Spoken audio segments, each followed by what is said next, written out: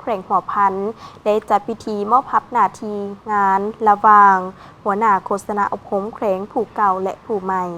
แขวงหัวพันจัดพิธีมอบหน้าที่เวียกงานระหว่างหัวหน้าโฆษณาอบรมแขวงผู้เก่าและผู้ใหม่ขึ้นที่ห้องประชุมคณะโฆษณาอบรมแขวงระหว่างท่านตุงลีเต็งหัวหน้าคณะโฆษณาอบรมแขวงผู้เก่าและท่านเพชรมณีพรหัวหน้าคณะโฆษณาอบรมแขวงผู้ใหม่โดยมีคณะพักคณะนำและพนักงานราชการคณะโฆษณาอบรมแขวงเข้าร่วมท่านตุงลีเต็ง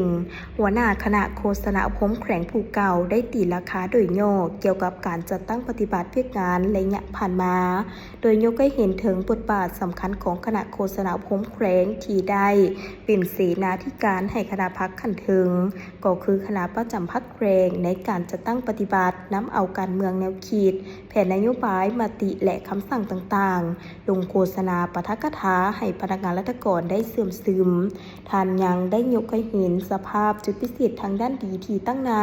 และด้านคงข้างที่ยังบ่ทันได้จัดตั้งปฏิบัติซึ่งถือเป็นบทเรียนที่สำคัญสำหรับการสืบต่อวิกงานในอนาคตปัจจุบันคณะโฆษณาอบรมแขวงมีพนักงานราชการทั้งหมด40คนหญิง18คนประกอบมี5แขนงการและมี2หน่วยพักคือหน่วยพักโฆษณาอบรมและหน่วยพักแถลงข่าวสื่อมวลชนซึ่งล้วนแล้วแต่มีบทบาทสำคัญในการขับเคลื่อนวิกงานของคณะท่านตงลีเต็ง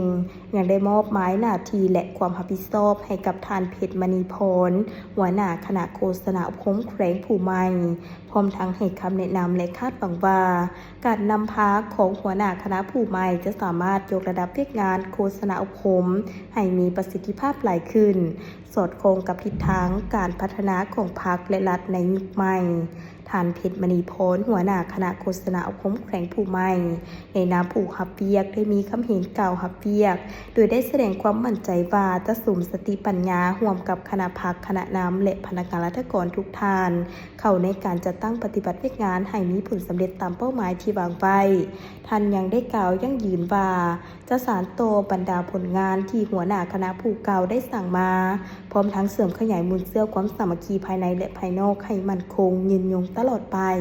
พร้อมทั้งได้ขอรับการชี้นำจากคณะประจำพรรคแขวงและการร่วมมือจากทุกภาคส่วนเพื่อร่วมกันพัฒนาวิกงานโฆษณาอบรมของแขวงให้มีประสิทธิภาพตอบสนองต่อการเปลี่ยนแปลงของสถานการณ์ทางภายในและต่างประเทศ